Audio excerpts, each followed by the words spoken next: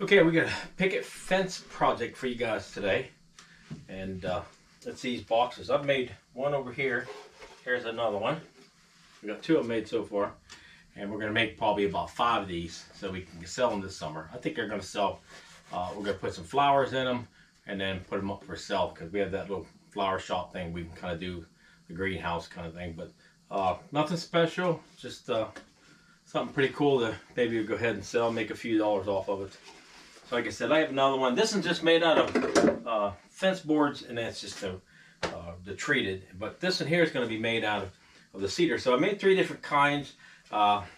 This one here was, like I said, it's just a regular treated one here, okay?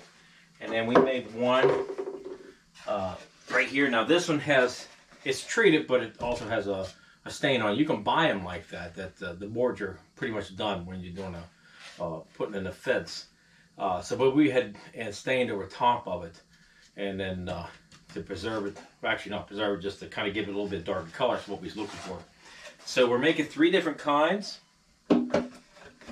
and this one here is just like I said, it's going to be a cedar board.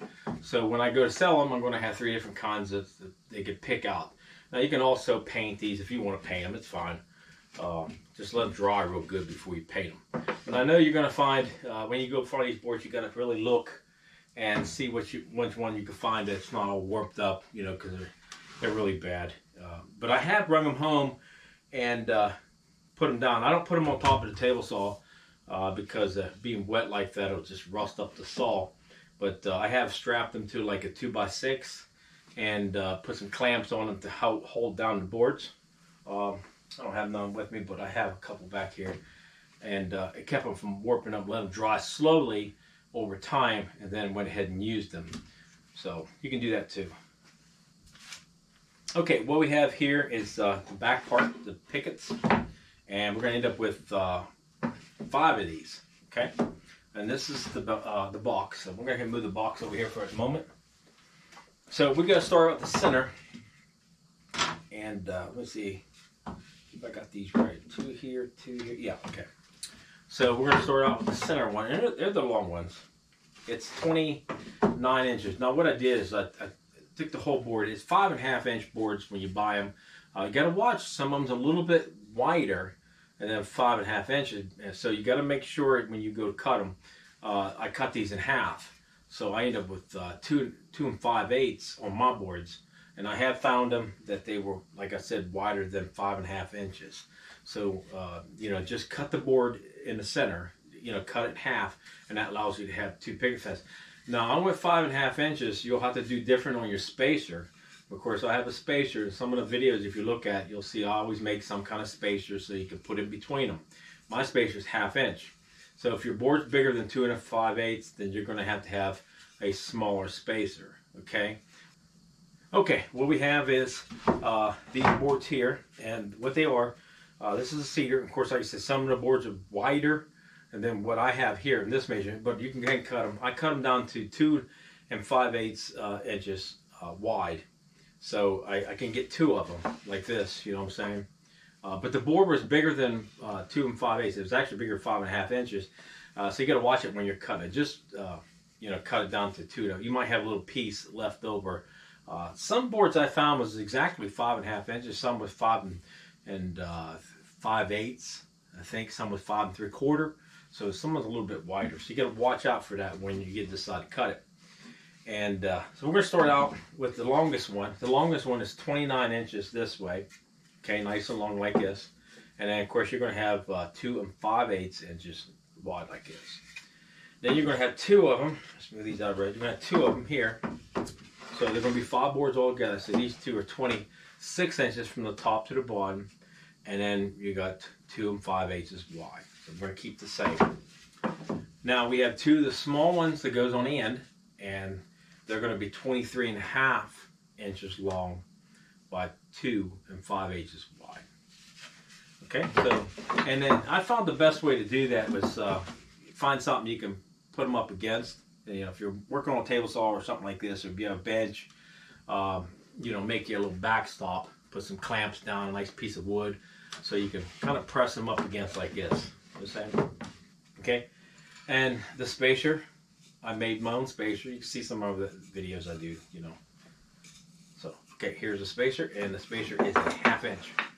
Now, the first thing I did was measure from the bottom up 2 inches, because I'm going to put that bottom board on first. So I start at the bottom, put a mark on this side, 2 inches. Put a mark on this side over here, 2 inches. Okay. Now, these boards here, this is the backboard. The board's going to go across. I'd used the same measurement, the 2 5/8, because they was what was cut over from the left of the board, and these are 15 1/8 long. Okay, so the 15 1/8 long by 2 5/8. Okay, now they'll go right down the bottom. Put them right on the line. So actually, the line's going to be on the bottom end of the board, where it's going to be. Okay. Now I started with the end board, and what we did, we started with the end board just to kind of bring it flush, because it might be a little bit off. It depends on if you got the exactly 2 5/8. If it's not, don't worry about it being a little bit over. But you can also just check it with your spacer, and go ahead and just kind of hold it together like this. Pull the boards, and then pull this over. Pull this over, and then what we're going to do, I mean, it'll just kind of show you where that end board is going to be. So if you want, you can kind of shift it over just a little bit, and kind of make it where you want it to sit. Now I've been using 1-inch staples. You can use brads. I never tell anybody they can't use brads, because brads work just as well. I just prefer the staple gun. Okay? So I use 1 inch. Now you can look at it and see. Just take your brad nail and say, if I was going to take, how I normally find them is this is your staple, and I'll just kind of hold it up here and make sure it doesn't go all the way through the wood, because you don't want to nail your project down on the table. So first thing we're going to start out with is we're going to line that up right on the bottom of that 2 inch, right around 2 inch. Now I'm going to put a staple here. Now start my spacers. Now if you like, you can put glue on. I'm not going to put glue on this one. I put glue on the other two, and I don't think it needs it. Just as long as you put enough staples in it. But there's a glove on there because I lost that little yellow cap. I probably swept it up and threw it away. I don't really know. But they don't seem to have a way to hold them on there. So if you lose one, you pretty much got to throw the whole bottle away. Okay, let's go with the next one. Let's pull it together. And make sure that it's still on that 2 inch mark over here, because if it's not, then eventually you're going to have it running up and down. So look over and make sure it's setting on that 2 inch mark over here. At the same time you're doing it this way. Okay. That middle one's a little sticky. It's got a little stick there. Okay, there you go. And then do here, make sure it's still sitting there, because it's going to move. Okay. And just keep going like that.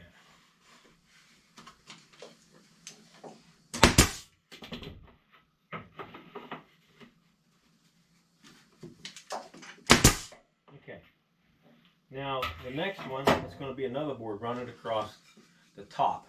Now I only put one staple on each one of them, just so I can move it.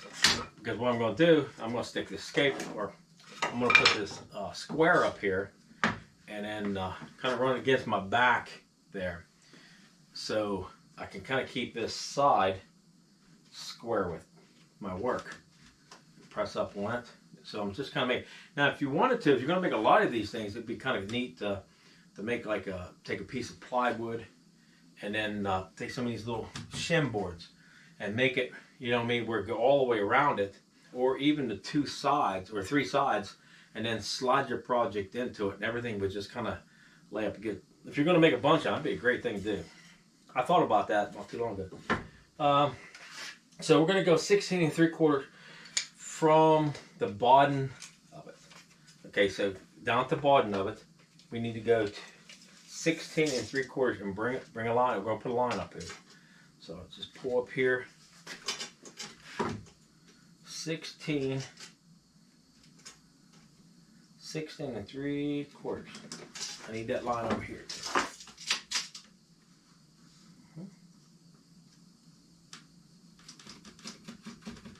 Okay.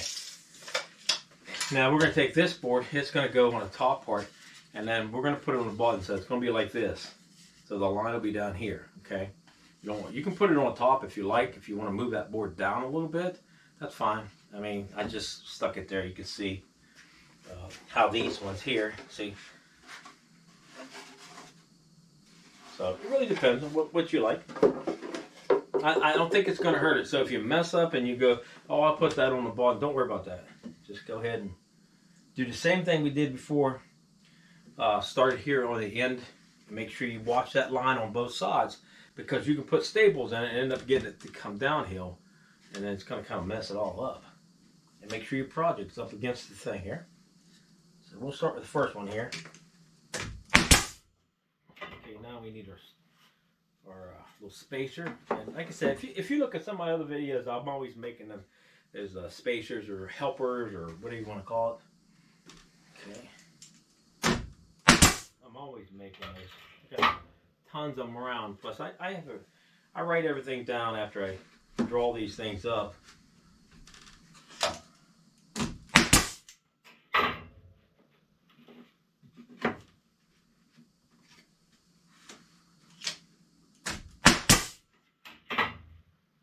One on the end, it should line right up, you know, right with the edge.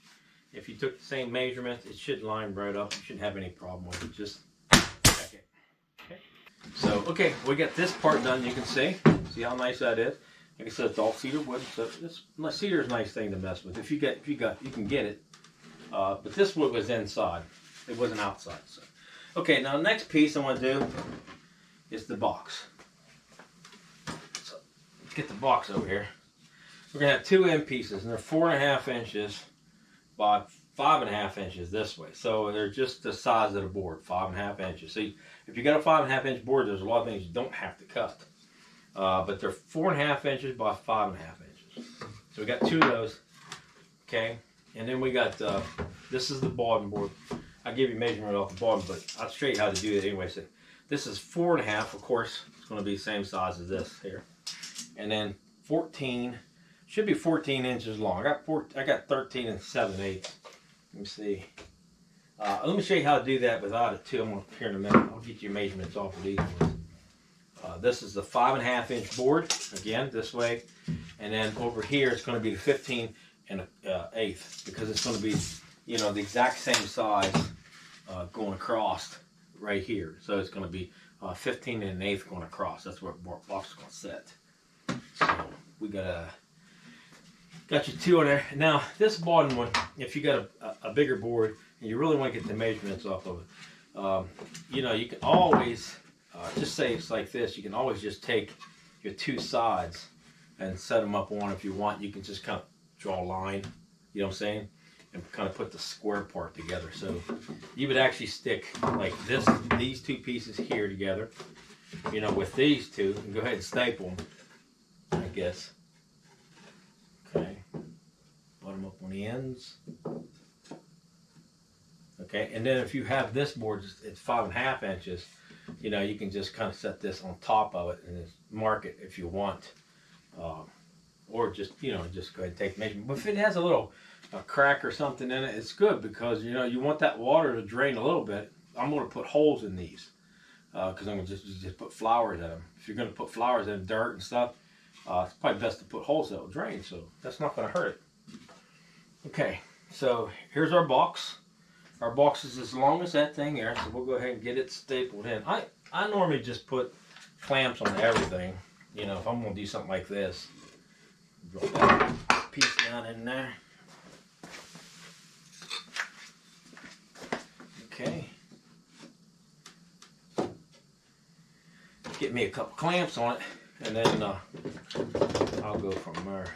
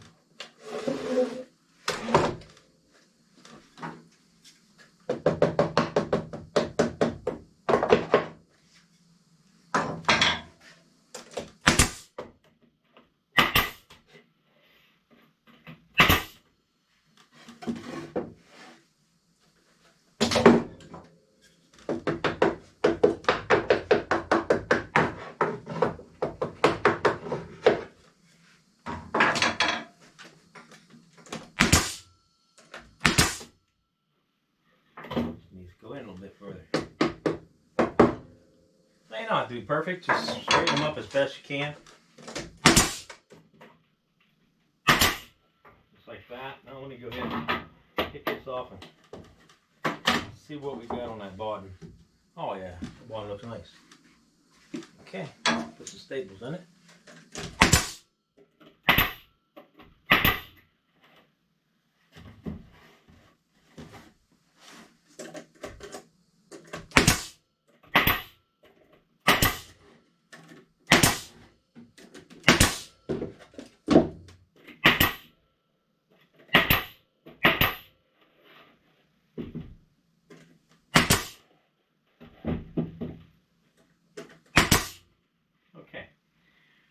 Now what we got to do is put this on our top piece, our Picket fences. Here, I guess you want to call it fence.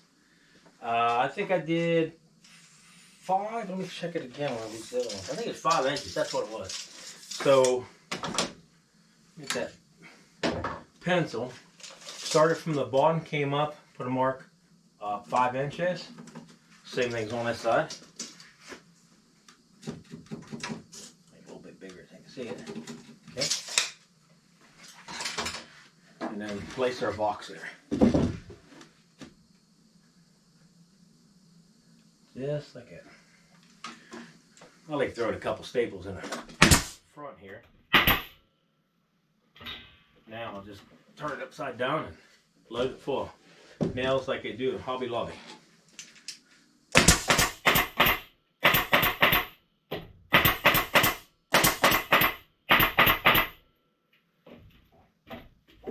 These over here.